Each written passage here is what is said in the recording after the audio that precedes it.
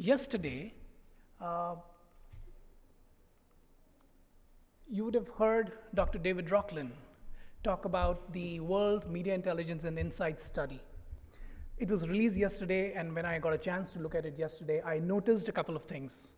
The first thing I noticed was that people have said that members are saying we're going to have growth next year, and the drivers are going to be investments in new automated measurement technologies. So our members are expecting growth from the investments that they make in technology, and specifically in this one area. The second thing that we heard in this research is that people are also planning to invest in technology when it comes to new data capture and processing technology. So this is what the survey is saying. People have said we're going to invest in technology, and now we're going to ask these business leaders, what are they planning to do? And therefore, for this session, actually, we identified that we're going to talk about what are the challenges that they are trying to solve using technology, which identified technologies are they banking on, again, for the future. So what we've done in the past is fine, but 2016, 2017, what are we investing in? What kind of budgets are we allocating to these technologies? How did we decide whether we want to build all of that in-house or buy it from somebody else? And finally, what were the business benefits sought? And to start that, I'm going to invite Thomas, who's the CEO of Infomedia, to tell us about his thoughts. Short on Infomedia, 4 service areas located in Copenhagen, Denmark. We do work in the Nordic region. We have a partnership with OPoint and Embrain. And also we do work with some of you here through a pretty sophisticated network we established over a couple of years in the regie of FIBAB. So being a local player, but also having quite an experience in working for international clients. How is business in this region? Quite exciting in one hand. On the other hand, also becoming more challenging. Competition definitely being raised in the last couple of years. And also media monitoring. The revenue for media monitoring at least flattening out, if not declining. So we need to move. And where Infomedia wants to move is, first of all, we want to get closer to our clients. So last year we changed a lot in the organization at the sales side. We invested in analytical competences and resources. And we're also looking into technology now. Because getting closer to our clients in the competitive space we are in, we also need to develop new tools to bring better insights to our clients so they can make the right decisions.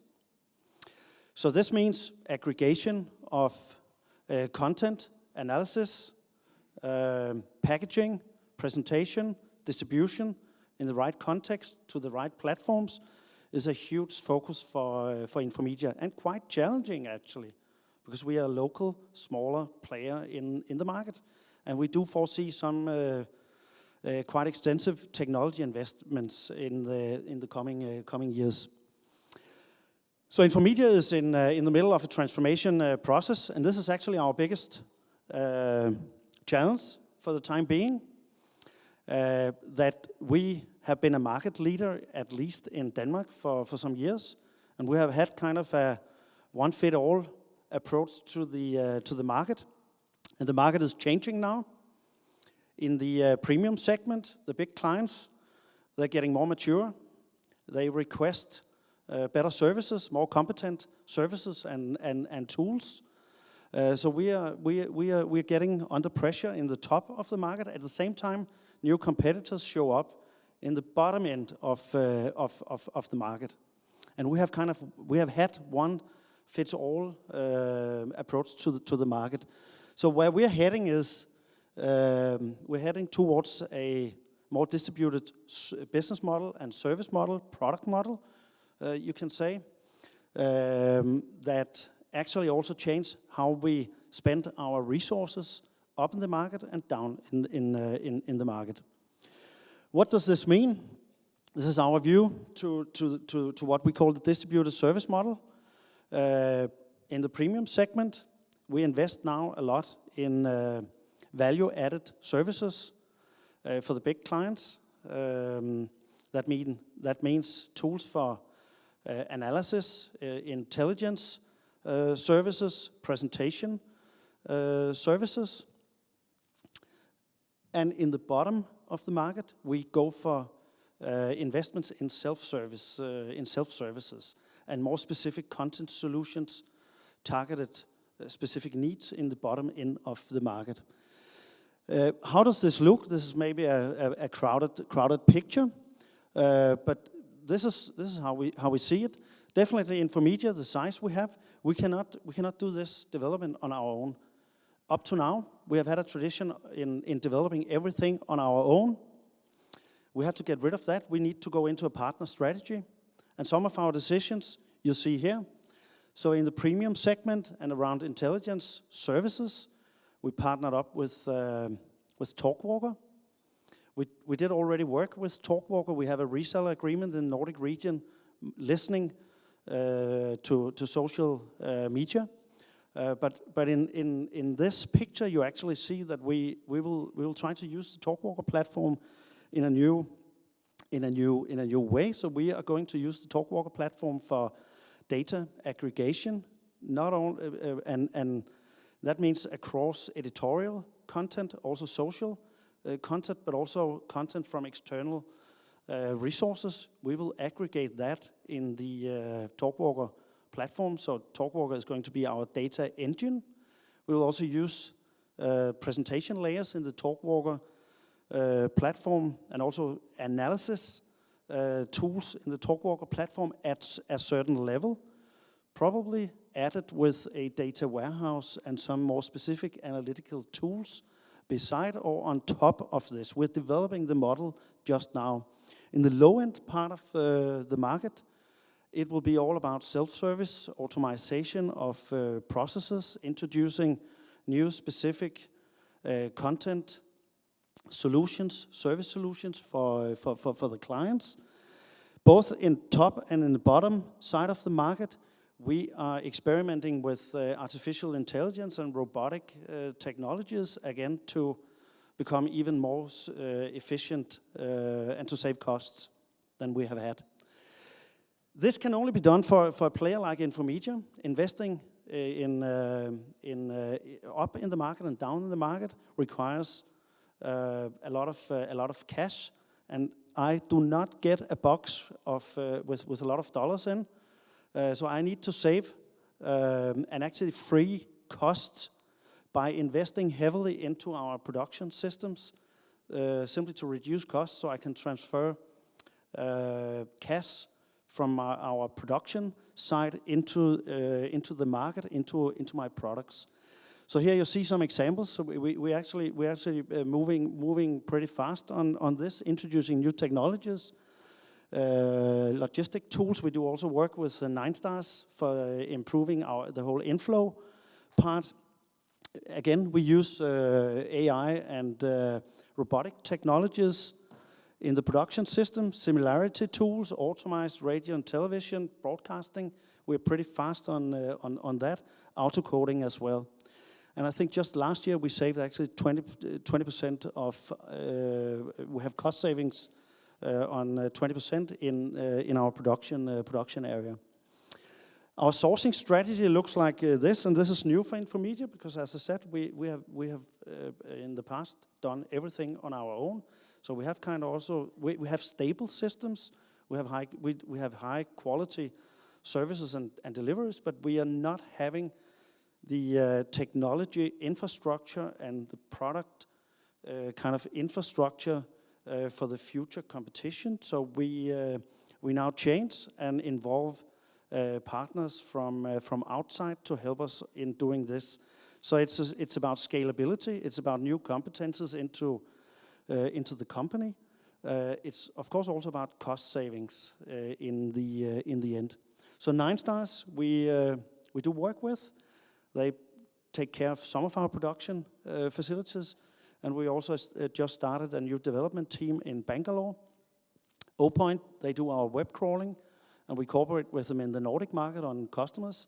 TalkWalker is social listening, but also the cross-platform dashboard, as I was just talking about. And then we use Chartbeat, that's actually quite interesting, as an audience attention tool, so we get data from all the medias about how articles are being read, and we mix that with our own data from content sources. I think actually I skip this. This was my view. You can ask some questions, or I go into the panel. Yes? Thank you. Thank you very much, Thomas. So we'll actually take questions for Thomas right away. And while you think of the first question, I'm going to ask you, you talked about several technology investments. If I were to ask you to choose one, which is going to be the most important for you in the next couple of years, which one would that be?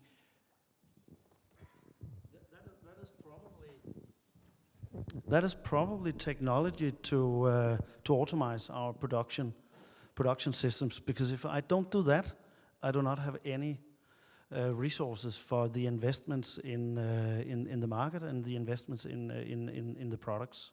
Actually, you were talking a lot about key partners, and I'm going to talk about it too. But I wanted to know if you could tell us a bit about how you chose those key partners, because I'm sure many people here have those doubts, and there are many partners that are a possibility. So it would be nice to know what's your experience and what strategy you had to choose them, especially you that you said you'd been a year and a half as CEO. We already had a partnership with the 9stars, helping us taking care of some of our production facilities. They actually qualified themselves for an increased partnership because they have been really proactive in suggesting how we should organize ourselves around our service model and the product model. So they actually came themselves with ideas, and they are now a key partner in that area as well. I think actually development with TalkWalker has been kind of the same.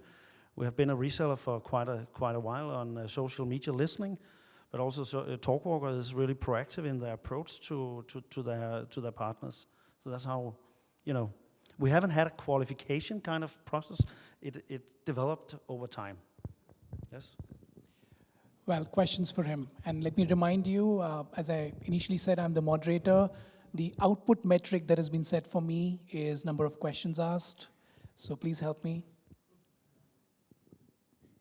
Okay, so maybe. Outcome metric will be, how many claps. All right. Okay, we have a question here. Yes? It will be a tough question. Say yeah. Once again, I didn't hear you. No, it will be a tough question. No. My name is John Friesland. I work with Retriever, which is a colleague in the business in the Nordics.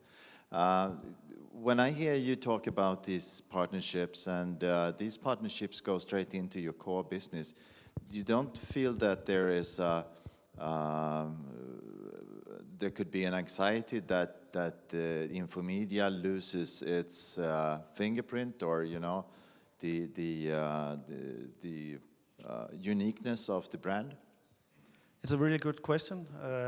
Yes, I can be a little bit worried about that, but on the other hand, if I don't do it, and as I said, I don't get a free ride.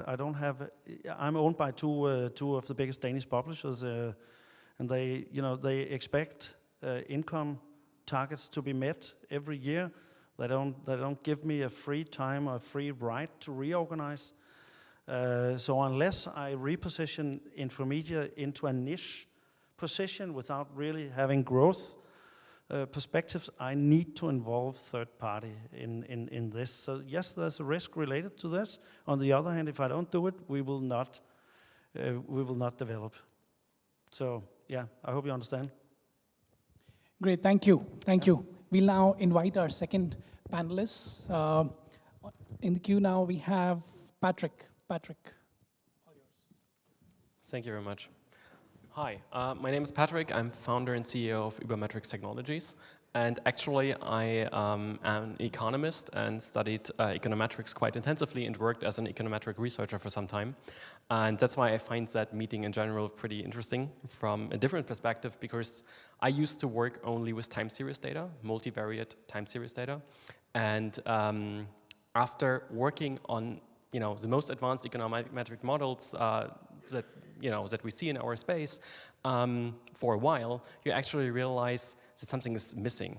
And that is that while we see all these kind of correlations and we make all these kind of interesting causality arguments, in the end, what we don't have is something that you guys really focus on, and that is context. Econometricians only look at data points, and with data points I mean numbers. And we try to explain changes in numbers by changes in other numbers. But whenever we form a hypothesis about it, we actually have to go back to the knowledge or whatever was announced at that given date that might explain the change in numbers. And then you're back to content. So I believe econometrics has a blind spot when it comes to context. And that's why I believe it's very fruitful for such an organization like AMAC to try to bring these two departments together, econometrics as well as PR and communication. So let me just quickly tell you a little bit about Ubermetrics, because you probably haven't heard of us. We are a startup founded in 2011 in Berlin. We are around 35 employees, a little bit over 200 customers, some of them very well known. And we focus on a social media listening solution, and I call it that way, although I don't like that word social media in there, but we get to that in a second. So the general problems that we want to solve and why we founded our company is that essentially every company out there nowadays feels like everything or a lot of information is available, but they feel overflooded with information. And when you think about the regular press review or the reporting that used to work 10, 20 years ago, it worked because there was a limited set of data sources. There weren't that many newspapers, that many different sources that you could consider. But the moment the internet was opened to user-generated content, we are just started to get flooded with information. So nowadays, any kind of company, any kind of department I talk to, everybody tells me, we know that there's a lot of stuff out there, but we don't have the resources to actually track all that and to make sure that we make the best decisions given all the information available. So in that sense, we found it very surprising, because we didn't start looking in the communications department, that when you look at any modern company, the PR department is actually the only department in every large company that does a systematic and continuous collection of external information. And by external information, I just mean stuff that exists outside of the company. When you talk to a CEO of any kind of middle to large company and ask, okay, what happens with this competitor, what happens with this supplier, what happens with this customer, how do you keep track of that? Then usually they say, yeah, I have people, and I hope that these people who keep track of these people actually watch what these people are doing, but I have no way to ensure that. I don't have a process for it. And usually companies are quite scared if they don't have a process, right? So we learned over time, over the past years, that PR and marketing have a lot of questions concerning this public data, but there's also a lot of other application areas, like in sales, who rely on public signals to identify new prospects, strategy departments who try to understand certain market trends, and even supply chain management. So even people in the procurement department actually look for pieces of information that help them to understand their changes in likelihood of disruptions in the supply chain, what happens with the suppliers, and so on. So pretty much every department in every company somehow has external information needs which aren't served right now. So yep, another thing that we learned over time, and I hope that this works. No, it doesn't, but it doesn't matter. One thing that we learned over time is that essentially communication doesn't happen just within one channel. So you shouldn't try to even, restrict yourself to individual channels like Twitter, like Instagram, like social media in general. We believe that in the long term, every company is going to have access to a stream of all public information across all channels. And we strongly believe that, and that's why we built our company exactly with that goal in mind. Here are a few of our customers that you might know. Some great brands like Red Bull or DHL or Hermes are working with us, as well as large international agencies. So some of the long-term trends that we are seeing and that we build our business around. And I tell you that because I believe that's a discussion that we all should have to figure out where each individual company within the chain, within the value chain should focus on. Is something that, is a strategic discussion for each individual company. So first of all, I believe there's going to be heterogeneous sources forever. So there's going to be that weird journal nobody ever heard about that specific topic in that specific country. And somebody has to keep track of that journal, and somebody has to include that data. But once somebody, makes sure that they monitor that specific source, there is not much, value in society created in general if a second supplier does that, right? So there's going to be huge amounts of different sources, and this is probably not going to go away. So from our perspective, print is, of course, a huge pain in the ass because, whenever you talk about print coverage in different countries, you talk about different suppliers that you need for all these different sources, and, that complexity is not going to go away. But somebody has to take care of that complexity in the sense that we believe we should take care of that, combining all these different sources, homogenizing the data, and essentially do the heavy lifting. So what do I mean by heavy lifting? Essentially, we need a platform that enables us all to collect all these different sources, make them available for your queries, ingest the data, process that, filter it, analyze that, and then provide an API for our clients to get that data filtered down to the stuff that they actually care about into their own systems.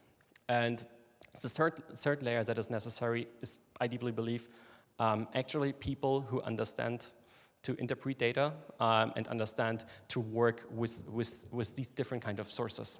And this is something that I just call human added value. So I believe this is very relevant. It's going to be continue to get relevant, and that is industry and topic-specific knowledge. So not just because you build a big data application or just because you process 10 million articles a day, whatever, doesn't give you any kind of insight of what are the important topics or the important long-term trends in a specific industry, and you can't talk to these leaders in every individual specific industry.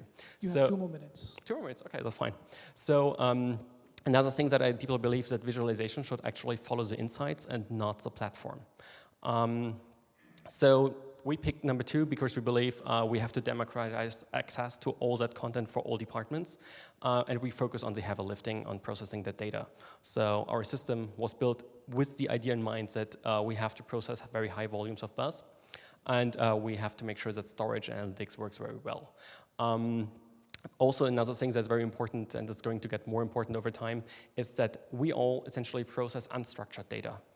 We have text, and we all work somehow with text or video or picture content. But at the end, we have to make sure to identify pieces of, let's call them facts, or let's call them entities, or let's call them relations within that unstructured data that are relevant to our clients, and we need to identify them automatically to make sure that you can actually, aggregate that data. Because in the long term, our clients, as well as your clients, are not going to be, are not going to love to get documents. In the long term, they want to get just the insights. And machines can help you with that. So we believe we should refine information streams, and we try to focus on that. So one thing that I just want to, start off the questions with is, who should build dashboards? Because I believe whenever we talk with different players in the industry that we, as well as Talkwalker, as well as Brandwatch, and a few others in our space, have invested a lot in dashboards. And I'm quite interested in what's your perspective on whether that allows you in the long term to differentiate your own services whenever you are limited with the insights that you present to your client to the dashboards like ours. So thank you very much. Thank you. Thank you. So like Thomas talked about how most of the investment is going to go into data production, automatization. So for you as a service provider to media intelligence companies, what are you investing in? We invest essentially in the platform that is able to, once the data is digitalized in some way, to actually get content structured in a way such that you can start looking for insights. So deep text mining, aggregation of text. So for example, something that we have to solve in the long term in PR in general is that nobody wants to read 700 tweets, right? But what you want to know is you want to say, okay, these following 350 of these 700 tweets all contain more or less the same message. So you want to cluster pieces of content that have similar content. And that's something that you have to do automatically. That's something that computers, once they become proficient in that, are way more efficient in that than any kind of human should be. Any questions for Patrick? Right.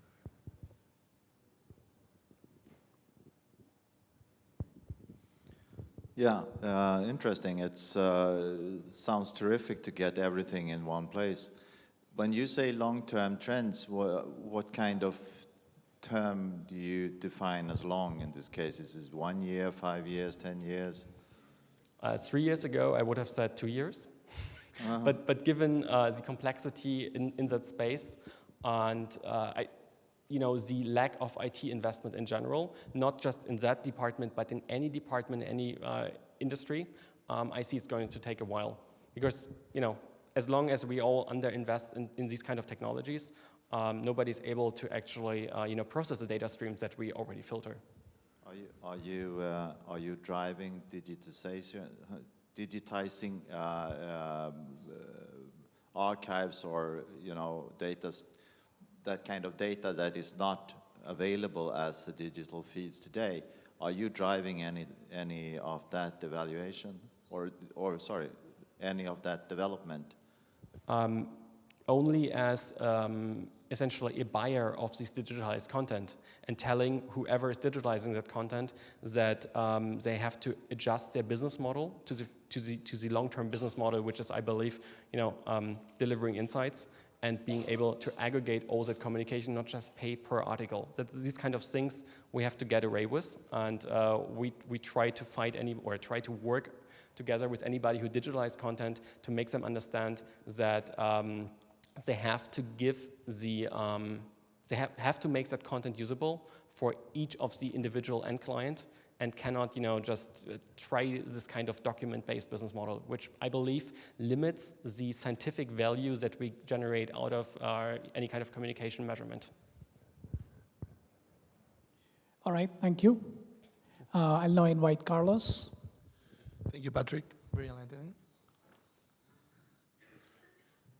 Okay, so, I'm going to talk a little bit about us, and then I'll try to be short, or Asim will cut me off. Okay, so we're a media monitoring and analysis company from Latin America. We cover the whole region through 13 offices in 9 countries. We have 2 main data hubs, one in Argentina and one in Colombia. We only cover 2 languages across the region, Portuguese and Spanish. And we have 1 main development team in Argentina with around 20 people.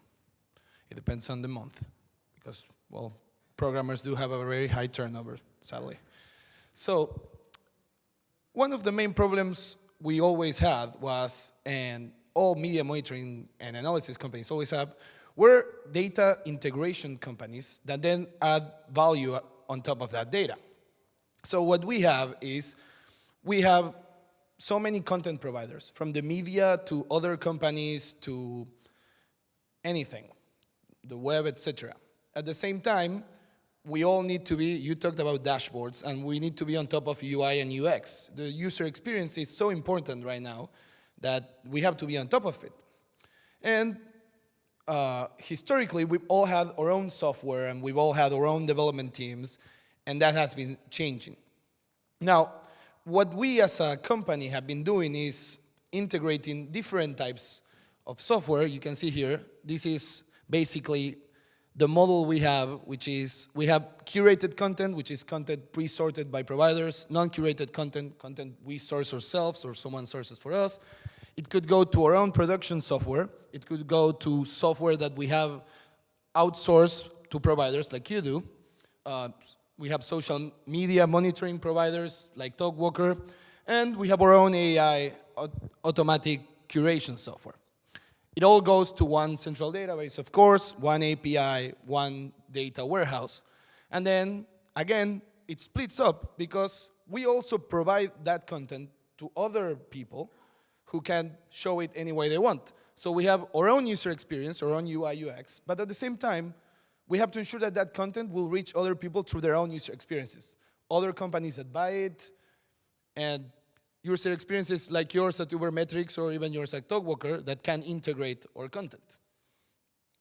So the main problem we have with technology is we really have a limited quantity of time that we can invest in new technologies. Now, around 30% of our time can go to new technology. The rest has to go to our current technology and support. So what did we decide? We decided to integrate and develop our own software for certain things and use other software for other things. Now, where we integrated our own software, or we developed our own software, was basically in word spotting, which is voice to text, sentiment analysis, which basically we also use natural language processing, as most of us would, automated Spanish content generation, which is something that we're doing now, and no one else is doing in our region, and tree linking, which you call clustering, which is basically the same, and statistical OCR correction. Why did we develop those things? Well, mainly because for our language, the software that existed in the rest of the world wasn't working well, and it still isn't. So all of the available solutions we have, they were just not performing in our Spanish. Many solutions are based in Spain's Spanish. They're so different that training those solutions has a cost that is similar to developing your own. What we did is work directly with the Argentine government and the Colombian in some cases, and with universities to develop our own IP, intellectual property, and have our own software based on that. Then we integrated that into a whole productive process. At the same time, we realized that for certain things, there were already proven solutions in the market. It made no sense to develop our own, such as, well, newspaper cutting software is the same everywhere. It made no sense. Social media procurement, we use Talkwalker. And in the case of UI and UX, we don't use dashboards, your dashboards, but we do outsource the design of the user experience. Mainly because we're also API-based, and since we're API-based, we can have specialized agencies that only specialize in user experience design our user experience for our systems. Why did we choose those? Well, in some cases, we choose outsourcing or buying software that is pre-made because we need to implement it fast. In other cases, they're market-proven solutions. And in many cases, such as dashboards and user experience, they're just completely commoditized. You ask who should make the dashboards? Well, anyone can. And anyone can buy any dashboard anywhere. And you don't have to be tied to one. You could provide any kind of dashboard providers, which is our philosophy. What? Oh. Sorry, that's yours. Anyways, so what I wanted to say is that, and I'll keep it short. Sorry, I stole yours, Christoph. What I wanted to say is that as a company, we chose to have a mixed model. We didn't outsource everything, but we chose to develop the things that the market didn't have and we couldn't get otherwise, but also use market-proven solutions. I'm wondering that you are not applying English as well. Spanish, of course, in your market, no doubt, but there's so much news in English only, which is in the digital world. Is that not a necessity? Everything we do is very Latin America oriented. Now, we, as most of you know, because many of you buy content from us to sell to your European and US clients, we provide a lot of that content to foreign companies that want Latin America content and a lot of Latin America evaluation. But it's our clients only want Latin America content, and that content will always be in Spanish or Portuguese. We do, in some cases, get English for certain clients, mainly because there are countries in Latin America that speak English, Belize, Jamaica. But that's about it. Well, Jamaica is not Latin America, it's Caribbean, but still. They're very specific. And they're not only not our core, but we have very little demand for that. So up to now, most of our clients merely want either Portuguese or Spanish, not even both at the same time. It's one or the other. Thank you, Carlos. Retriever buys from your business, from your company, and we're pretty happy with that. But something that I also would like an idea that I would like to plant with you is to get the metadata for the newspapers and the magazines, to get the reach and circulation, and to insert that in your monitoring. That would be helpful for us as a subcontractor of you. We can perfectly provide that. That's just something you have to negotiate with your sales executive. Okay, very so, good. Thank you. That's our fault for not having let you know, but yeah, that's not a problem. No. You guys receive an XML. I've seen it actually. So Yeah. you could use our API directly, which is easier because you can tell us what you need every time you use it. Or with the XML, we just have to change the fields you receive. Excellent. It's as easy as that. But with circulation and with web circulation, and even if you get TV and radio, we can give you average audience for every channel. So yeah, that's not a problem at all. I'm even happier. Thank you. Hello, so my name is Christoph. I'm a founder at Talkwalker. So I wanted to talk about a development that we have done now over the past year, which is what we call image recognition. And actually, let me just check. Yeah. So, and I wanted to talk about how we see the future as well in integrating visual analytics into media monitoring, into media analytics in order to really create value as well. I think, first of all, let's start. What are the challenges? So, in total, there are more than 1.8 billion photos posted on social media every day. You have like 175 million on just on Twitter, 80 million on Instagram, 300 million photo uploads just on Facebook, which is just a massive amount of data that is being just posted by you, myself, as well as all of the different people in the world. I wanted to add as well in a quote by Evan Spiegel, which is the founder of Snapchat, who's saying like photos are no longer just the means of capturing a moment, they are means of communicating. In Snapchat, you take an instant, you take a picture, you take a small video, you upload it, you send it to people, they see it for about 2 seconds, 3 seconds, you can choose pretty much how, and you see it just once. And then you communicate based on this specific instance. So it's really a matter of communicating based on visuals, based on images. The big question is then, for example, we run a test on our site just specifically for Starbucks as a brand, and we actually found out that 47% of all results across the web, across social, actually do not mention Starbucks as a brand in the text. So what does it mean for media monitoring, media analytics, or media measurement? It's that those mentions are not being analyzed or are not being measured for customers, which is like half of all mentions that are happening on the web. And that's actually the challenge that we wanted to solve, and why we invested as well in developing our own proprietary technology in this space. So just some use cases. We were limited in time, so I just wanted to focus on 2 of them. So protecting brands and be ahead of potential crisis situation. Just some examples on pictures that have been recognized where, for example, the brand has not been mentioned in the text, specifically for Starbucks, McDonald's, and really on how this can be afterwards integrated into the different types of analytics provided to customers.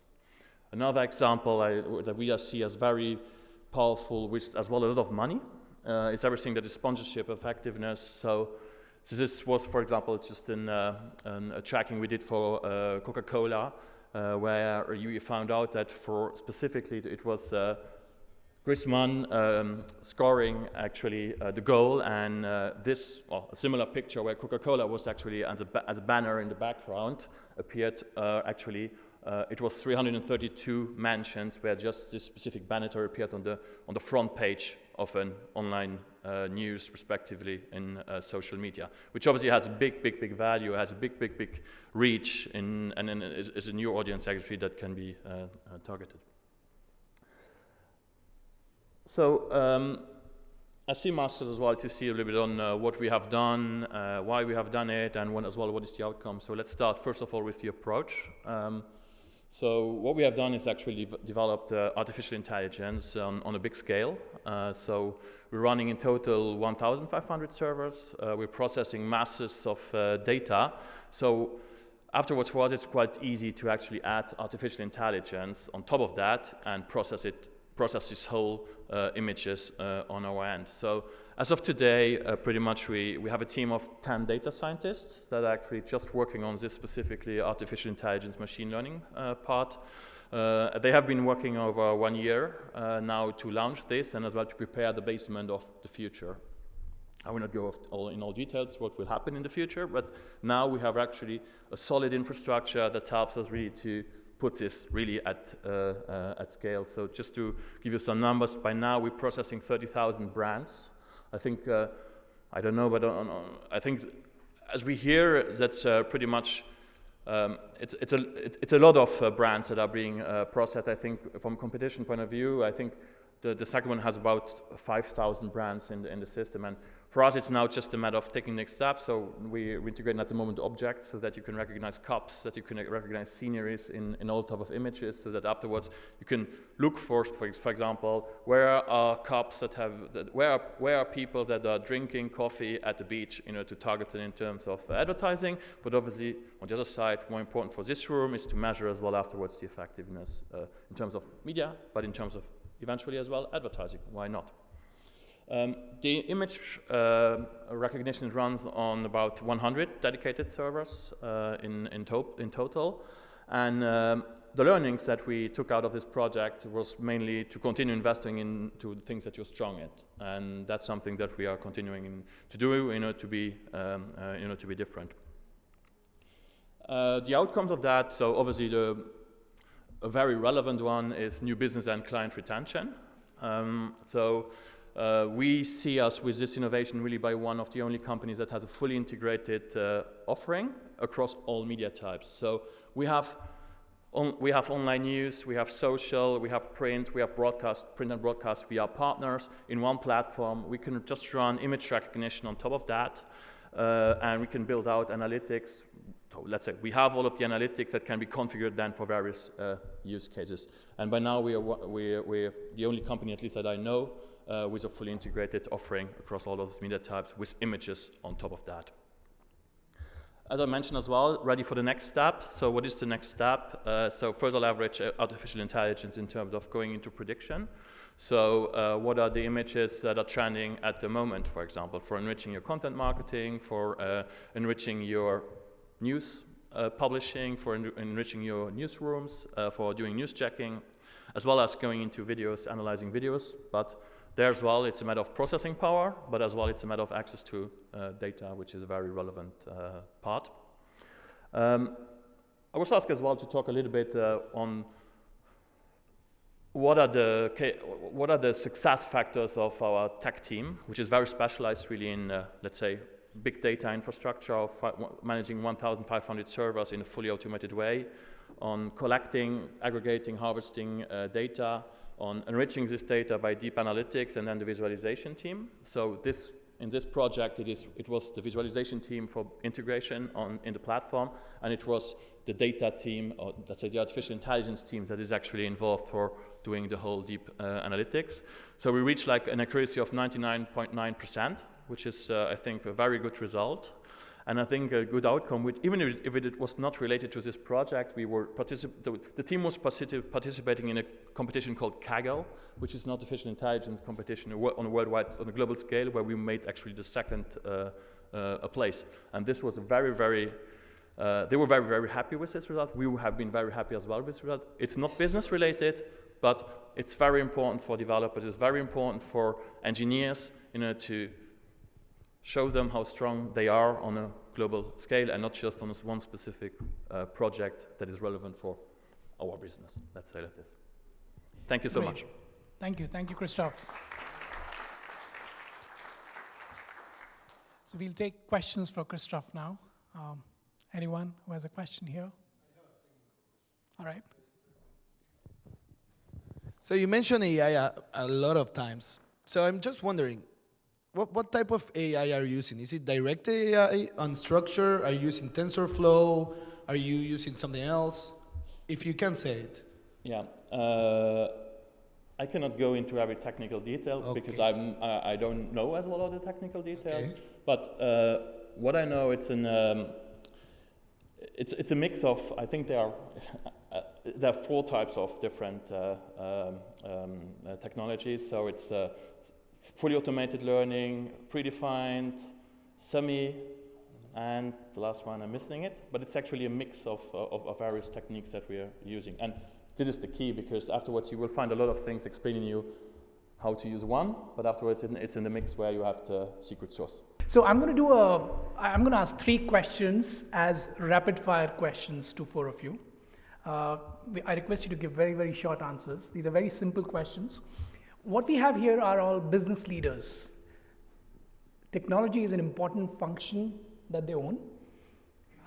They focus a lot of their time with clients, production, HR issues, and technology. So my first question, and I'll request you one by one to answer that question, is, can you tell us what percentage of your time goes into technology issues? Hello. We hope, so on our side, we try to reduce the issues. So it's more a matter of focusing on developing new things. So we are a technology company. We're providing software. So 100% of our time goes into, it's not technology, but it's product actually. Okay, no, I meant personally, all 4 of you as business leaders. So, and not just issues as problems, but technology as a function. What percentage of your time goes into technology function as CEOs of businesses? One day a week. 60%. Okay. 10%. Around 40%. All right.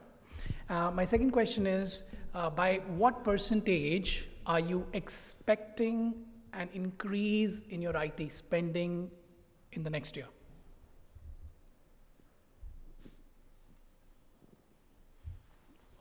Roughly 50%. We already, I mean, for us we're a software service company, right? So every feature that we build, every new feature is going to be rolled out to every individual client. So all of them profit, right? That's the same with Talkwalker.